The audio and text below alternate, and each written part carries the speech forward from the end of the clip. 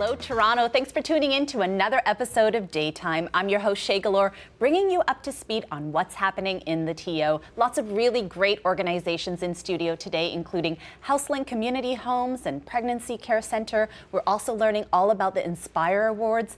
But first up, the StopGap Foundation has a vision, a world where every single person can access every space regardless of ability. Here to tell us all about this wonderful organization, please welcome founder and executive director, Luke Anderson. Thanks for being here, Luke. Hey, Shay. Thanks for having me. So tell us about StopGap and how it was all founded. Sure. Yeah. So I was at one time a very passionate mountain biker, and a crash that I had back in '02 resulted in a spinal cord injury. So in a split second, my life changed. I was all of a sudden introduced to a world that's not well suited for someone that uses a wheelchair. So over time, I started to get a little more comfortable with getting around, but I was constantly coming into contact with barriers, stepped entryways. And one of those stepped entryways was at my place of work.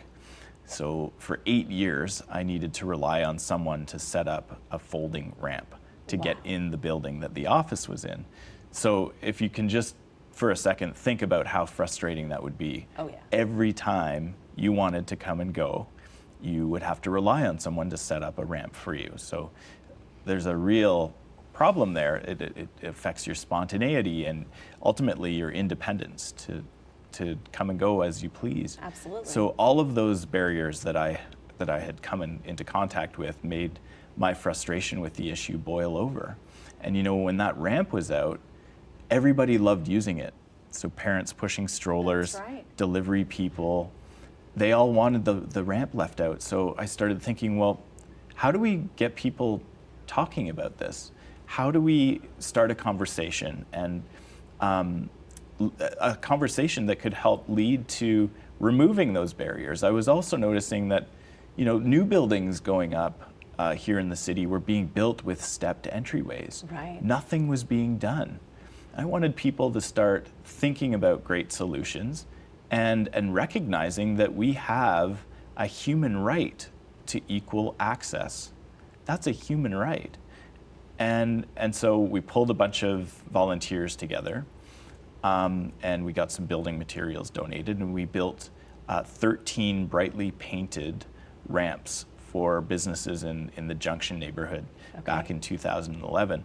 And the project was so successful, it was received so positively by the residents in the Junction, the business owners that got the ramps, the media wrote stories about it, and it just pointed to needing to do this in different communities right across the GTA. And then soon, communities from right across the country started hearing about what we were up to, and they were asking us, you know, how do we do this? And so we've made all of the resources available to do so on our website, and now there's 40 plus communities participating right across the country, and over 1,300 ramps out there. Amazing. Mm-hmm. That's amazing, and it hasn't been that long, and so you can see what kind of a need there is, and you can see what kind of a response there is for this in the community. Yeah. And you made those ramps bright yellow for a reason. Exactly. We want people to see them. We want people to get curious about why that brightly painted ramp is out in front of a store that has a step. And we paint our website right on there. So if there is someone that's inspired to learn more, they can visit the website and learn more. Learn about all of our initiatives that we have going on, and invite them to donate to help us do our work that we're doing right across the country. Absolutely. It's vital that you have funds to keep this going. Absolutely. Now, yeah. if people want to get involved in terms of actually building ramps in their community, you have a project, a ramp project. It's on your website. You can go in, you can get information on how to do this. How does that work? Yeah, well, we feel like the knowledge that we've gained, the experience that we've gained from doing all of our ramp projects here in the city need to be shared so that others can join in on this incredibly important message that we're trying to communicate to the world, really.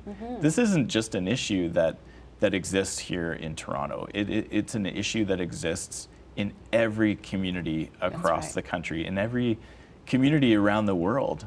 And we feel like this is a great way to get the conversation started. That's right. It's not a perfect solution. We understand that. And that's, as the name suggests, it's a stopgap measure to the problem. But we're hoping that over time, policymakers will start changing the rules and providing an easier, more permanent way for a business owner or building owner to be barrier-free. That's great. Yeah. Let's talk about education. You're now starting to go into schools and educate kids about this. Can you tell us about the program? Sure. So we have a school project that it's just a really, really exciting thing that we're doing now in schools. So we've got 5 GTA schools that will be participating in January. And I'll be visiting the school, talking about my story and the foundation, and we will be putting together some lesson plans for the teachers to share with their kids. And then the kids will go do a community walk. Nice. So they'll go out into their community and identify the barriers that they see. That's right. And the also, and the need, and talk to business owners that have a step and invite them to be a part of what we're doing. That's really wonderful. Yeah. So if people want to get involved, the website is stopgap.ca. Thank you so much for being here, Luke. Thanks for having me, Shay. I really appreciate it. So start your own ramp project in your community. You can visit stopgap.ca for details. Up next, we got HouseLink Community Homes, so stick around with us. All right.